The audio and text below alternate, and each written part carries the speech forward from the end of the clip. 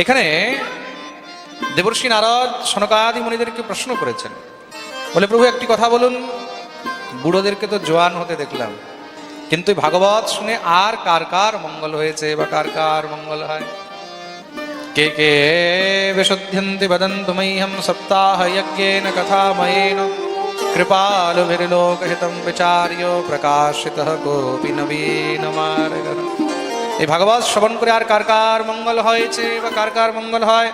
সনকাদি মুনি বললেন, ইয়ে মানবঃ পাপ কৃতস্তু সর্বদা সদা দুরাচাররতা বিমার্গঃ ক্রোধাগ্নিদগ্ধা কুটিলাশ্চ কামিনঃ সপ্তাহ যজ্ঞেন কলো পুনন্তি।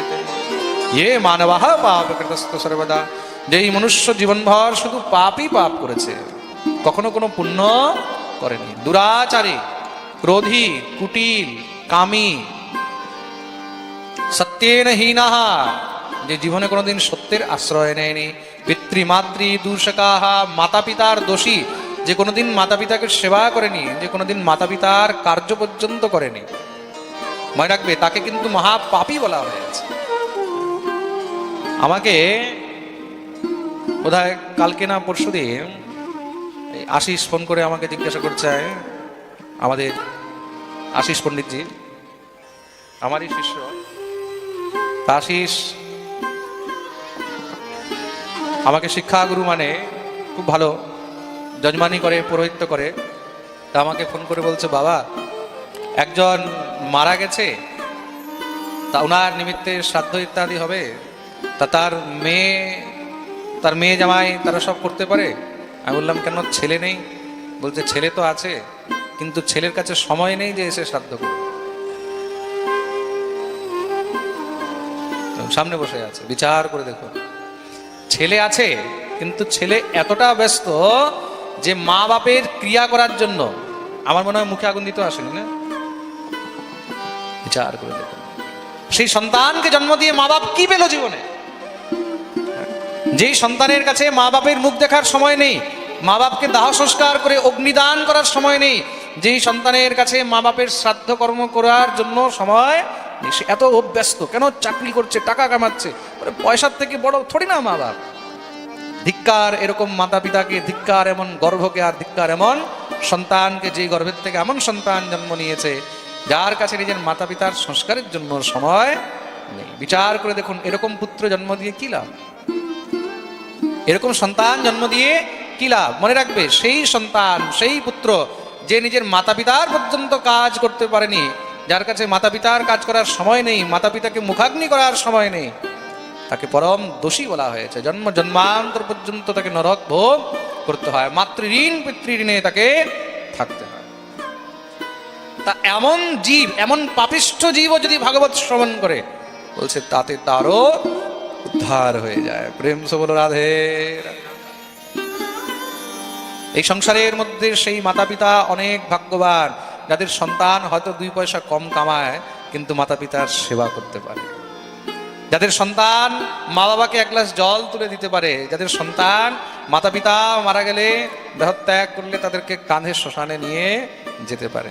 এই সংসারে তার থেকে বড় ভাগ্যবান মাতা পিতার কেউ নেই। প্রেম সে বলো রাধে। বলো না আরো জোরে, আরো জোরে, আরো জোরে, আওয়াজ আসছে না? পিছন থেকে ধরো হাত উপরে করে, জয় জয় শ্রী রাধে। এবার গিয়ে মনে হচ্ছে রাজনগরে এখন পাঠ চলছে। বলিয়ে ভক্তবৎসল ভগবান কি। তাহলে বিচার করে দেখুন, ভাগবতে এমনি বলেছে পিতৃমাতৃদূষকা। এমন এমন সংসার, আর এমন এমন সংসারের মধ্যে সংসারী জীব রয়েছে। ভাগবতে বলেছে কেন? কেন কি এগুলো ঘরে ঘরে এখন হচ্ছে, সংসারের মধ্যে এমন দেখেছে বলেই এই জিনিস বলা হয়েছে। এগুলো কোনো গল্পের কথা নয়, এগুলো হলো প্র্যাকটিক্যাল, এগুলো হলো বাস্তবিকতা। এমন জীবও যদি ভাগবত শ্রবণ করে তার উদ্ধার হয়ে যায়। ধিক্কার এমন সন্তানকে, আর ধিক্কার এমন সন্তানের অর্থ কামাইকে। সেই কামাই কোন কাজে? যেই কামাই করে না মা বাপের জন্য সময় আছে, যেই কামাই করে না স্ত্রী সন্তানের জন্য সময় আছে। এসব অর্থ কামিয়েও জীবনে কোনো লাভ নেই। আর মনে রাখবে, সেই সন্তানের উপরে পিতৃদোষ সেই দিন থেকে শুরু হয়ে গেছে যেদিন থেকে সে মাতা পিতাকে মুখাগ্নি করেনি। আর এই পিতৃদোষ কিন্তু সেই সন্তানকে একদম বিনষ্ট করে দেয়, বিনাশ করে দেয়। যেই সন্তানের উপরে একবার পিতৃগণ রুষ্ট হয়ে যায়, আস্তে আস্তে সেই বংশই বিনাশ হয়ে যায়। সেই মনুষ্য মহারাজ অত্যন্ত দুঃখ ভোগ করে, কষ্ট ভোগ করে, রোগ ব্যাধিতে গ্রস্ত হয়ে তখন মহারাজ ইহলোক থেকে গমন করে। বলিয়ে ভক্তবৎসল ভগবান কি। পিতৃদোষের যে কত দুর্গতি হয় এগুলো দেখতে হলে বায়ু পুরাণ পড়তে হবে। তার জন্য জীবনে সবসময় এটা চেষ্টা করবে আমাদের দ্বারা আমাদের পিতৃগণ মাতা পিতাকে যেন কোনো কষ্ট না। শুধু জীবিত নয়, মৃত মানে মরার পরে যে ভূত হয়ে গেছে, প্রেত হয়ে গেছে, তারাও যদি ভাগবত শ্রবণ করে তাদেরও উদ্ধার হয়ে যায়। কেউ অকাল মৃত্যু মরেছে, কেউ অপমৃত্যু মরেছে, কেউ অপাঘাতে মরেছে, তাদেরও এই ভাগবত শ্রবণ করলে উদ্ধার হয়ে যায়। এটা হলো ভাগবতের মহিমা, এটা হলো ভাগবতের কৃপা। মনে রাখবে, ভাগবত হলো কল্পতরু। যে তার আশ্রয় নিয়ে, যে একদম মহারাজ সৎ মন দিয়ে ভাগবতের চরণে বসবে, ভাগবতের সেবা করবে, সে তার ফল পাবেই পাবে, তার মধ্যে কোনো সংশয় নেই। কি লক্ষণবাবু ঠিক বলছি কিনা? হ্যাঁ, ভাগবতের আশ্রয় নিয়ে ফল পেয়েছো কিনা মানতে হবে তো। হ্যাঁ, যে যে ভাগবতের আশ্রয় নিয়েছে, যে ভাগবতের সেবা করেছে, সে ফল পেয়েছে, পাচ্ছে আর পাবে। ভাগবতের এত মহিমা যে পুত্র চায় পুত্র পাবে, আমি বারবার বলি। হ্যাঁ, যে চাকরি চায় চাকরি পাবে। হ্যাঁ, কি সুকুমার ঠিক কিনা? প্রেম সে বলো রাধে রাধে। এই ভাগবতের অনেক কৃপা রয়েছে। যে যশ চায় যশ পাবে, যে কীর্তি চায় কীর্তি পাবে, অর্থ চায় অর্থ পাবে, যে যা চাইবে তাই পাবে। আর যে ভাগবতকে নিন্দা করবে বা যে ভাগবতের মধ্যে সে অনাচার করবে, সে বিনাশও হয়ে যাবে, কোনো সংশয় নেই। তাহলে এরকম কি কার উদ্ধার হয়েছে? বলে হ্যাঁ হয়েছে। কার? তুঙ্গভদ্রা তটে পূর্বম অভূত পত্তনমুত্তমম यत्र वर्णा स्वधर्मेण सत्य सत्कर्म तत्परा। এক সময় তুঙ্গভদ্রা নদীর তটে কর্ণাটক দেশে এক নগর ছিল, উত্তম নগর। সেখানে এক বেদবাদী ব্রাহ্মণ ছিলেন, নাম ছিল আত্মদেব। সেই আত্মদেবের কাছে খুব অর্থ সম্পত্তি যশ বৈভব সব ছিল। তার স্ত্রী নাম ছিল ধুন্ধুলি। এত কিছু থাকতেও তার ঘরে কোনো সন্তান ছিল না। না পুত্র নৈব পুত্রী বা ততশ্চিন্তা, না কোনো পুত্র না কোনো পুত্রী। একদিন সেই আত্মদেব ব্রাহ্মণ দুঃখী হয়ে ঘর থেকে বেরিয়ে গেছে।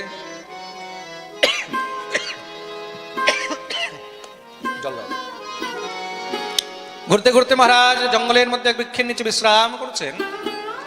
হঠাৎ করে সেখানে দেখলেন এক সাধু এসেছে। সাধু এসে সেখানে জলাশয়ের মধ্যে জলপান করছিলেন। সেই সাধুকে দেখে সঙ্গে সঙ্গে দৌড়ে গিয়ে চরণে প্রণাম করলেন।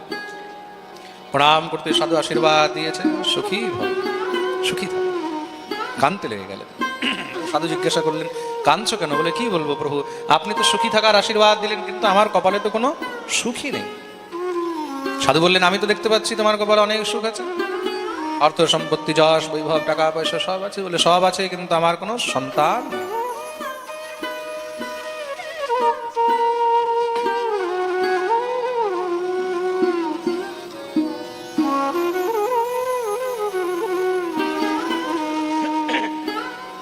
সব আছে কিন্তু আমার কোনো সন্তান নেই। সাধু বললেন, তাহলে তুমি আরো বড় সুখী, যার কাছে সন্তান নেই তার পিছনের দিকে কোনো টানও নেই। সন্ততি কি? সন্ততি হলো মোহের কারণ, আসক্তির কারণ। এই সংসারের মধ্যে স্ত্রী আসক্তি, স্বামীর আসক্তি থেকেও সন্তানের আসক্তি বেশি হয়। প্রেম সে বলো রাধে রাধে। তা তুমি তো অনেক ভাগ্যবান, যাও তুমি এখন ভজন করো, সাধন করো। ব্রাহ্মণ কাঁদতে লেগে গেছে। মহারাজ, আপনি বললেন ভজন সাধন করতে, কিন্তু যদি সন্তান না হয় তাহলে আমার নামে শ্রাদ্ধ কে করবে, পিণ্ডদান কে করবে, আমার মুক্তি কি করে হবে? সাধু বোঝালেন, দেখো মুক্তি সন্তান পিণ্ডদান করলে হয় না, তাহলে মুক্তি নিজের কর্ম দ্বারা হয়। প্রেম সে বলো রাধে রাধে। পরীক্ষিতের মুক্তি নিজের কর্মে হয়েছে, পুত্রের পিণ্ডদানে নয়। এই সংসারের মধ্যে পুত্র পিণ্ডদান করবে তার কোনো গ্যারান্টি নেই। কখনো কখনো মা বাপকেও সন্তানের নিমিত্তে পিণ্ডদান করতে হয় তো। তো পুত্র হলে যে বংশ চলবে, পুত্র হলে সে পিণ্ডদান করবে, তার কোনো গ্যারান্টি নেই, মনে রাখবে। আর পুত্র যদি কুপুত্র হয়, তাহলে তার থেকে বড় দুঃখ এই সংসারে আর নেই। তুমি অনেক সুখী, যাও যাও তুমি হরিভজন করো, ব্রাহ্মণ তো কানতে লেগেছে, প্রভু এমন কিছু সম্ভব নেই যে আমার ঘরে কোনো সন্তান হোক। বলে আমি দেখতে পাচ্ছি সপ্ত জন্মাবধি তব পুত্র নৈব চ নৈব চ, 7 জন্ম পর্যন্ত তোমার ঘরে কোনো পুত্র হবে না, কোনো সন্তান হবে। তাহলে প্রভু আমি বেঁচে থেকেই কি করবো, আমি এত বড় পাপী? তাহলে আমি এখানেই মাথা ঠুকে ঠুকে নিজের দেহ ত্যাগ করে দিই, আমি এখানেই নিজের দেহ ত্যাগ করে দিই। যখনই মাথা ঠুকতে লেগেছে, দেখি তো সাধু ভয় পেয়ে গেছে, ব্রাহ্মণ মরে যাবে, ব্রহ্মহত্যার দোষ লাগবে। বিচার করলেন, যা ভগবত ইচ্ছা তাই হবে। একটি ফল ঝোলা থেকে বের করে মন্ত্র পড়ে যখনই ব্রাহ্মণকে দিয়েছে, এই নাও, নিয়ে গিয়ে নিজের স্ত্রীকে খাওয়াবে।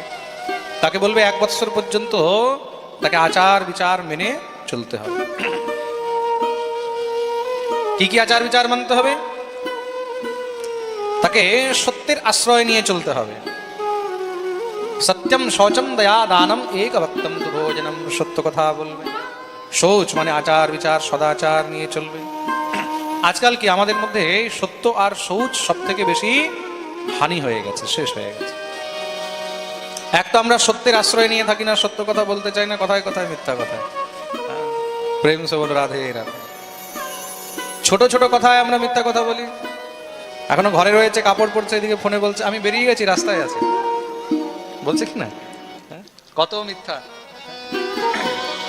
বলে ভাই কতক্ষণ লাগবে, বলে বাস এই পৌঁছে গেছে। শৌচম, আচার বিচার নেই আমাদের মধ্যে, আচার বিচার আস্তে আস্তে শেষ হয়ে যাচ্ছে। কোনো প্রকারের এঠো জুটা, এইসবের কোনো আচার বিচার আছে? সব শেষ হয়ে যাচ্ছে। বিছানার মধ্যে নিয়ে খাচ্ছে, যেই হাতে খাচ্ছে সেই জুটা হাতেই সবকিছু ধরে নিচ্ছে। ঘরের মধ্যে মহারাজ জায়গায় জায়গায় সব অনাচার ছড়াচ্ছে, জুটো হাত দিয়েই মহারাজ সব ধরা ধরি, ছোঁয়া ছুঁই, কুকুর বিড়াল পুরো ঘরে ঘুরছে। এগুলোতে কি? এগুলোতে আচার বিচার নষ্ট হয়। এটোখাটো বিচার এগুলো আস্তে আস্তে সব শেষ হয়ে যাচ্ছে। এখন অনেকে আছে চা খেয়ে দেখবে হাত পর্যন্ত ধোয় না, খেয়ে নিল চা, সে নিল হাত, হয়ে গেল, তাই তো, বাস হয়ে গেল। যেই কোনো জিনিস যখন আমরা মুখে লাগিয়ে খাই, এঁঠো করে খাই, তখন হাত ধোয়া উচিত। আপনি জল খান, চা খান, বিস্কুট খান, যাই কিছু খান, হাত অবশ্যই ধোয়া উচিত। মনে রাখবে, আপনি গৃহের মধ্যে যত এঁঠো ছড়াবেন, সেই এঁঠো ছুতে ছুতে যদি কোনো দেবতাকে স্পর্শ করে, সেই গৃহের মধ্যে আস্তে আস্তে দরিদ্রতা শুরু হয়ে যায়। আস্তে আস্তে সেই গৃহের মধ্যে অর্থের বিনাশ হয়ে যায়। আপনি যতই কামান, যতই টাকা কামান, যতই অর্থ সঞ্চয় করুন, দেখবে কখনো আপনি জমাতে পারবেন না। টাকা আপনার কাছে স্থির থাকবে না, অর্থ স্থির থাকবে না। তার জন্য শৌচ মানে আচার বিচার এগুলো খুব দরকার। যেই গৃহের মধ্যে আচার বিচার থাকে না, লক্ষ্মী সেখান থেকে লাত মেরে বেরিয়ে যায়। প্রেম সে বলো রাধে রাধে। বলো না, আরো জোরে, আরো জোরে, আরো জোরে, জয় জয় শ্রী রাধে। তার জন্য এই যে চা খেয়ে, জল খেয়ে, এই যে মহারাজ কোল্ড ড্রিঙ্কস খেয়ে, এই যে গায়ের মধ্যে মোছা, পায়ের মধ্যে মোছা, প্যান্টের মধ্যে মোছা, এইসব সিস্টেম বন্ধ করতে হবে। এটাই হলো আচার বিচার। সত্যম শৌচম দয়া দানম, অন্তরে দয়া রাখতে হবে।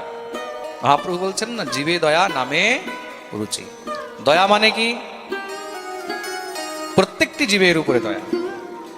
নিজের জিহ্বার স্বাদের জন্য আমি কোনো জীবকে হত্যা করে, হিংসা করে মেরে খেয়ে ফেললাম, আর এদিক দিয়ে কোথাও মহারাজ 10,000 টাকা দান করে দিলাম, এটা কিন্তু দয়া নয়। প্রেম সে বলো রাধে রাধে। এটা দয়া নয়। দয়া মানে সম্পূর্ণরূপে দয়া রাখতে হবে, অন্তরে দয়া রাখতে হবে।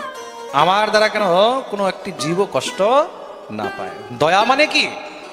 কাউকে দয়া করে 500 টাকা দিয়ে দিলাম, এটা দয়া নয়। জীবে দয়া। দয়া মানে জীবে দয়া, প্রত্যেক জীবের উপরে দয়া রাখবে।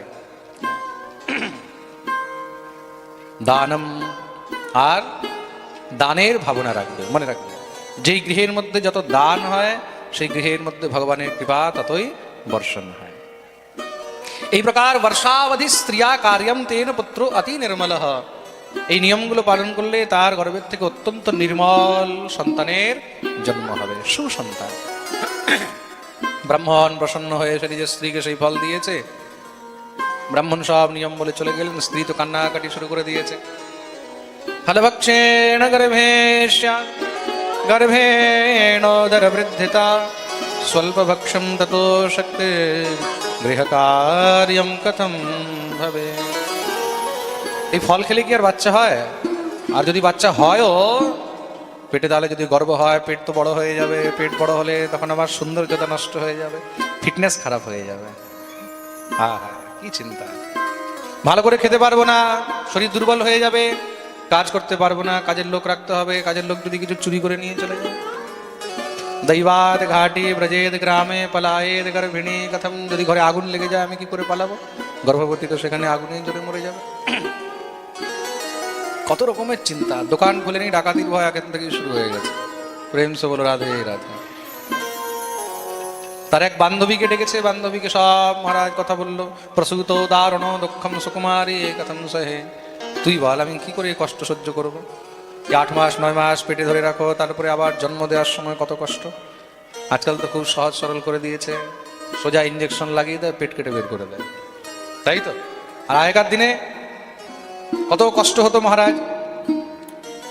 স্ত্রী যখন কোনো সন্তানকে জন্ম দেয় তখন সে একটা নবজীবন পায়, নতুন জন্ম। সে সময় তার মৃত্যু হতে পারে। তার মানে কেমন কষ্ট! সে ধুন্দুলি এখন থেকেই ভয় পাচ্ছে, যদি আমার সঙ্গে এরকম কিছু হয়ে যায়, যদি আমারই মৃত্যু হয়ে যায়। না না বাবা, তার থেকে তো এরকম বাঁঝ হয়ে থাকা বেশি ভালো। সংসারের মধ্যে প্রত্যেক নারী যদি এরকম চিন্তা করে, তাহলে এই সংসারে কখনো কারোর জন্ম হবে? তার বান্ধবী কি বলছে? বলে, দেখ তোর কাছে খুব অর্থ আছে, আমার কাছে অর্থ নেই। তোর কাছে সন্তান নেই, আমার কাছে সন্তান আছে। 6টি পুত্র আছে, 7ম গর্ভে এসেছে। একটা কাজ করিস, তুই খুব করে অর্থ সম্পত্তি যদি আমার স্বামীকে দিয়ে দিস, তাহলে তার বদলে এই সন্তান তোকে দিয়ে দেবে। আরে ফল কি করবো? বলে, ফলের আর কি দাম আছে, গরুকে খাইয়ে দে, যদি হয় তাহলে তার বাছুর হয়ে যাবে।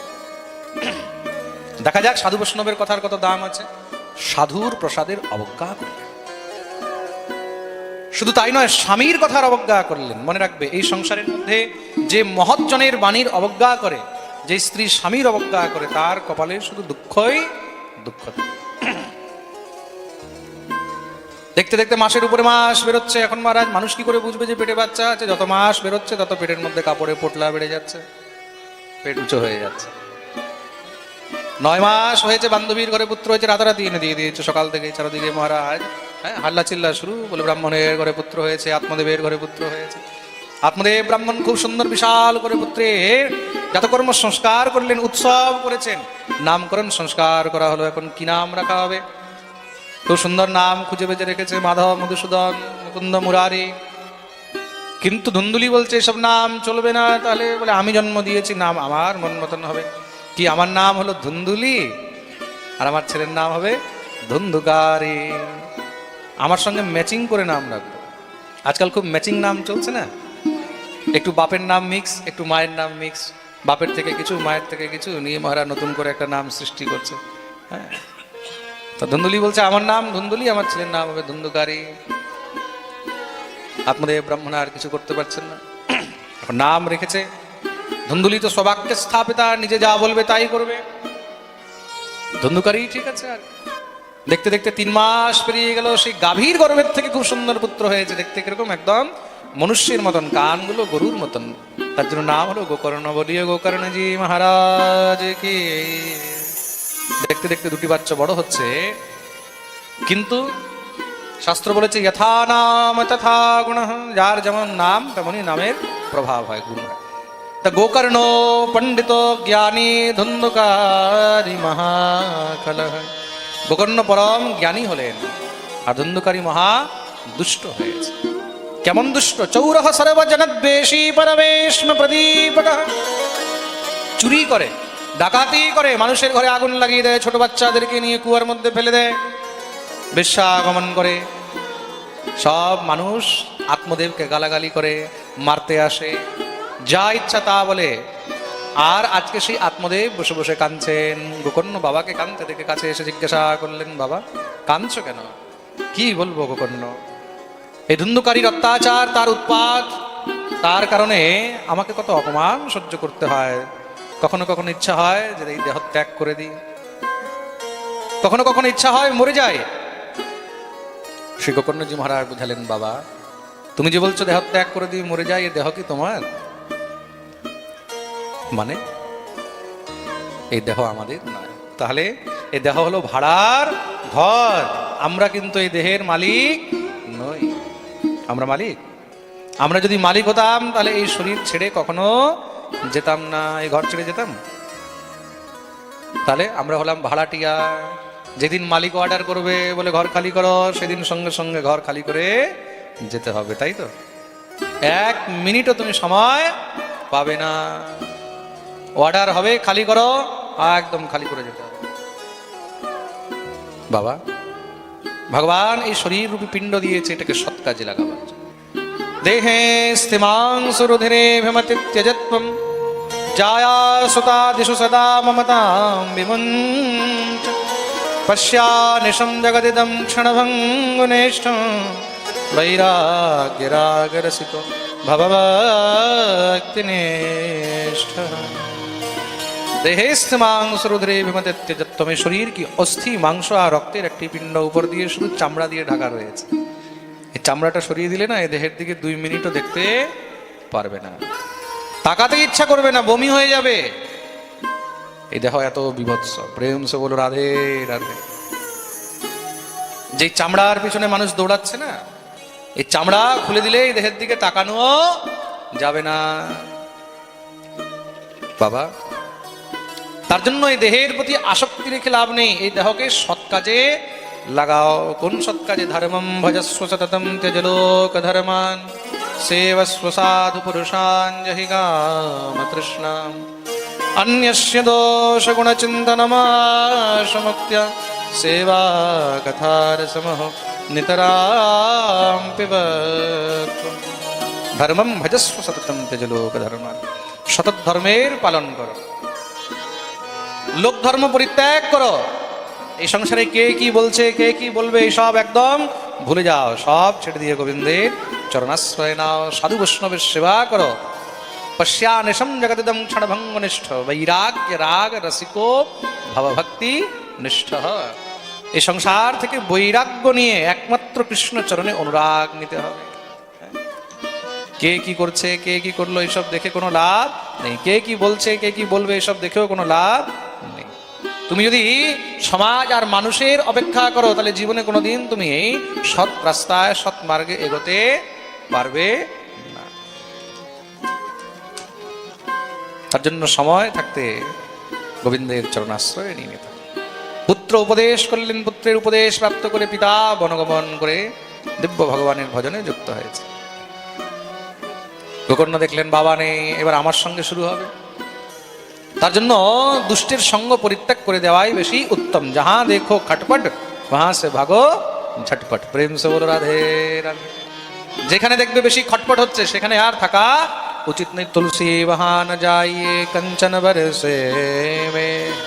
যেখানে তোমার সম্মান নেই, যেখানে তোমার জন্য কোনো জায়গা নেই, সেখানে তোমাকে যাওয়া উচিত নয়, থাকা উচিত নয়, ত্যাগ করে দেবে।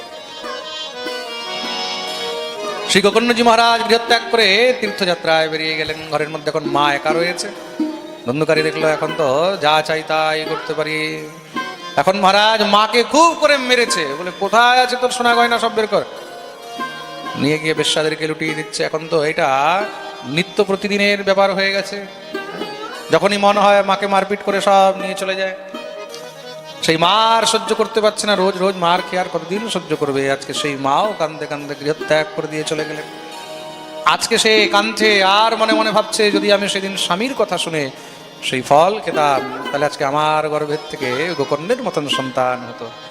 জীবনে মনে রাখবে, তুমি যা করেছো তার ফল তোমাকে ভোগ করতেই হবে।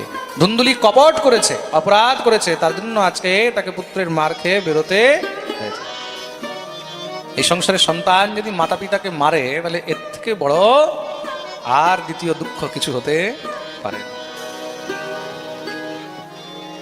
কান্দতে কান্দতে ঘর থেকে বেরিয়ে গেলেন, সেই রাত্রির অন্ধকারে এক কুয়ার মধ্যে পড়ে সেখানে তার গোবিন্দায় নমো নমঃ মৃত্যু হয়ে গেল। এদিকে কি হয়েছে, ধুন্ধুকারী দেখেছে এখন ঘরের মধ্যে তো কেউ নেই, আমি একা রাজা যা চাই তাই করতে পারি। 5 জন বেশ্যাকে ঘরের মধ্যে নিয়ে চলে এসেছে, তাদের সঙ্গে আমোদ প্রমোদ করে আর খুব করে মারা চুরি ডাকাতি করে তাদেরকে খুশি করে। সে বেশ্যাগণ মনে মনে ভাবছে, রাজার সৈন্যরা তাকে খুঁজছে নিশ্চয়ই, আজ নয় কাল তো তাকে খুঁজে পাবেই, তাকে তো ফাঁসি দেবে, সঙ্গে আমাদেরকেও ফাঁসি দিয়ে দেবে। তার থেকে ভালো একটা কাজ করি, একে মেরে সব টাকা পয়সা গয়নাগাটি নিয়ে আমরা বেরিয়ে যাই, তাহলে কেউ বুঝতেও পারবে না। রাত্রেবেলায় ধুন্ধুকারী ঘুমিয়েছিল, তার হাত পা বেঁধে সেই বেশ্যাগণ তার মুখের মধ্যে জ্বলন্ত কয়লা ঢুকিয়ে দিয়েছে। সেই ধুন্ধুকারী জোরে জোরে চেঁচাচ্ছে, বাঁচাও বাঁচাও বাঁচাও। যত চেঁচায় ততই মুখের মধ্যে আরো জ্বলন্ত কয়লা ঢুকিয়ে দেয়। তড়পে তড়পে ধুন্ধুকারীর মৃত্যু হলো। সেখানে গর্ত করে তার শরীরকে মাটির মধ্যে দিয়ে সে বেশ্যাগণ সব পালিয়ে গেল। তার জন্যই শাস্ত্র বলেছে, স্ত্রীণাম নৈব তো বিশ্বাসং দুষ্টানাম কারয়েদ বুধঃ। এই সংসারের দুশ্চরিত্রবান স্ত্রী আর দুশ্চরিত্রবান পুরুষের উপরে কখনো বিশ্বাস করতে নেই। খুব মন দিয়ে শুনবে কিন্তু, দুশ্চরিত্রবান স্ত্রী যেই কোনো সময় মহারাজ তোমাকে ধোঁকা দিতে পারে, দুশ্চরিত্রবান পুরুষ যেই কোনো সময় তোমাকে ধোঁকা দিতে পারে। হয়তো আপনারা খবর শুনেছেন, হবে এই কিছুদিন আগে একটা খবর বেরিয়েছে, এখনো চলছে, কোন এক প্রেমী নিজের প্রেমিকাকে 35 না 36 টুকরো করে মেরেছে। 35-36 টুকরো করে। ভাবুন, কেউ যদি 5 ফুট বা 5.5 ফুটের হয়, 5 ফুট মানে 60 ইঞ্চি, 5.5 ফুট হলে কত হলো, 66 ইঞ্চি। তা 66 ইঞ্চির যদি কেউ মানুষ হয়, তাকে যদি 35টা টুকরো করে, তাহলে একটা টুকরো কত কত ইঞ্চির হবে, 1.5 থেকে 2 ইঞ্চি। মানে বিচার করুন, যার সঙ্গে 3 বছর 4 বছর থেকে প্রেম করে তার সঙ্গে থেকেছে, তাকে 2-2 ইঞ্চি করে ছোট ছোট করে টুকরো করতে মনে একবার কষ্ট হয়নি? বিচার করে দেখুন, এই সংসারের মধ্যে মানুষের রূপে কেমন নরপিশাচ ঘুরছে। তার জন্য আজকালকার যত ছেলেমেয়েরা রয়েছে, সবার জন্য বলছি, যারা লাইভ শুনছে এখানে বসে আছে, এই সব সাংসারিক নরপিশাচদের প্রেমে পড়ে কোনো লাভ নেই। খুব মন দিয়ে শুনবে কিন্তু। আর তার জন্য ভগবান বলে গেছেন, স্বধর্মে নিধনম শ্রেয় পরধর্ম ভয়াবহ। নিজের ধর্মে মরে যাওয়া ভালো পরের ধর্মের মধ্যে যাওয়ার অপেক্ষা। আর সেই মেয়েটা কে ছিল, হিন্দু ছিল, আর ছেলেটা কে ছিল, মুসলিম ছিল। কিন্তু বিচার করে দেখো, কেটে কেটে 35টা টুকরো করেছে। কল্পনা করা যায়? এখানে যত বাচ্চারা বসে রয়েছে সবার জন্য বলছি, জীবনে ভুলেও নিজের ধর্ম ছেড়ে পর ধর্মের দিকে স্বপ্নেও তাকাবে না। কোন সময় কোন দুর্গতি হবে নিজেও বুঝতে পারবে না। নিজের মা বাপ, নিজের ঘর পরিবার, তাদের সম্মানকে সবসময় মাথা উঁচু করে রাখবে। জীবনে কোনো সময় এরকম কোনো কাজ করবে না যে তোমাদের জন্য তোমাদের মা বাবাকে মাথা নিচু করে চলতে হয়। নিজেও বুক উঁচু করে চলবে, নিজেও গর্ব করে চলবে যে আমি জীবনে কোনো ভুল কাজ করব না, করিনি। আর নিজের পরিবারকেও সবসময় মাথা উঁচু করিয়ে রাখবে। নিজের ধর্মের মধ্যে কোনো গরিব হোক তাও অনেক ভালো।